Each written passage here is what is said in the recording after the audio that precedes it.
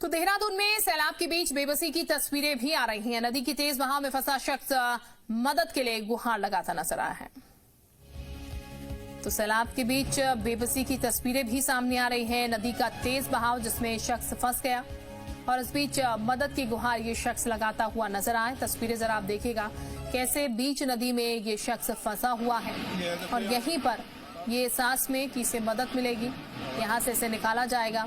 मदद की गुहार लगाता हुआ लोगों से नजर आया है। और आप ये मानकर चलिए जिस तरीके का पानी का वेग है उसमें अगर कोई मदद करना भी चाहे तो उसके लिए थोड़ा मुश्किल ये हो जाएगा, क्योंकि पानी अपने साथ हर चीज को बहा कर ले जा रहा है। ये जो शख्स है वो उम्मीद यहाँ पर ये लगा रहा है किसी तरीके से कोई इसे यहाँ पर से इस पानी में से निकाल कर ले जाएगा ताकि इसकी जान जो है वो आएगा, सकुशल उतार कर ले जाती है।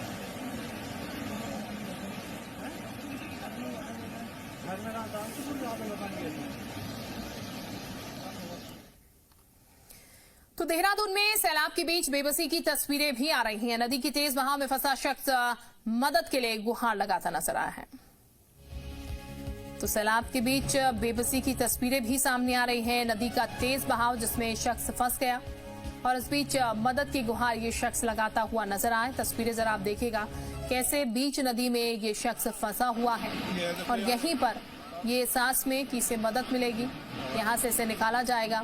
मदद की गुहार लगाता हुआ लोगों से नजर आया है। और आप ये मानकर चलिए जिस तरीके का पानी का वेग है उसमें अगर कोई मदद करना भी चाहे तो उसके लिए थोड़ा मुश्किल ये हो जाएगा, क्योंकि पानी अपने साथ हर चीज को बहा कर ले जा रहा है। ये जो शख्स है वो उम्मीद यहाँ पर ये लगा रहा है किसी तरीके से कोई इसे यहाँ पर से इस पानी में से निकाल कर ले जाएगा ताकि इसकी जान जो है वो बचेगी।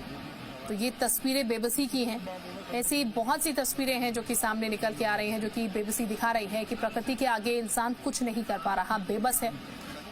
चाहे इंसान हो चाहे जानवर हो, बेबसी उनकी साफ साफ देखने को मिल रही है। तो देखिए हाथ से इशारा करके शख्स जो है वो दूसरे शख्स को बुला रहा है कि किसी तरीके से उसको यहाँ पर से बचाया जाए, निकाला जाए। एक पेड़ की आड़ में कह लीजिए, क्योंकि जो तस्वीरें दिखा रही है उससे संभवतः यही नजर आ रहा है कि किसी तरीके से इस पेड़ की आड़ में ये शख्स जो है वो रुका हुआ है, लेकिन मदद की गुहार लगातार वो कर रहा है।